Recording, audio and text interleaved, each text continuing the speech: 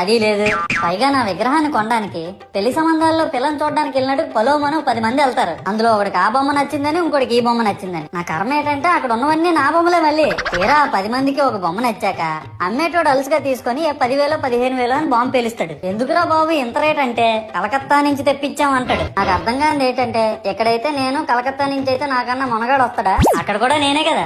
ఇలా నన్ను బజార్ లో పెట్టి బేరం ఆడి నా మొహానికి ముసుగేసి వ్యాన్ ఎక్కిస్తారు. ఆ వ్యాన్ డ్రైవర్ గాడు నేనున్నానని కూడా చూడకుండా ఏదో ఆలోచించుకుంటూ డ్రైవ్ చేస్తా గతకల్లో గబ్బి గుబ్బి అని తించేసి నా కాల్లో చెయ్యి ఇరగొట్టేస్తాడు. ఈ విషయం చందాలు ఇచ్చిన చిన్నోళ్ళకి తెలిస్తే మళ్ళీ ఇరిగిపోయిన బొమ్మ పెట్టకూడదని ఏ బొమ్మ రాసి కవర్ చేసేస్తాడు. సరేలే జరిగిందేదో జరిగింది, నా భక్తులే కదా కూల్ బ్రో అని చిల్లయ్యే లోపు నన్ను పందిర్లో పెట్టి ముసుగు తీసి నాకన్నా పొడుగున్నే సౌండ్ బాక్సులు 2 నా చెవులు పక్కన పెట్టి డీజే గణేష్ బ్రో అని చెప్పి నా పాటలను కూనీ చేస్తారు. సరేలే పిల్లలు కదా ఇప్పుడు కాకపోతే ఎప్పుడు ఎంజాయ్ చేస్తారు, కాసేపట్లో పూజ స్టార్ట్ చేస్తారని వెయిట్ చేస్తా ఉంటే ఆ 5 రూపాయల వ్రతకల్పన బుక్ చూస్తే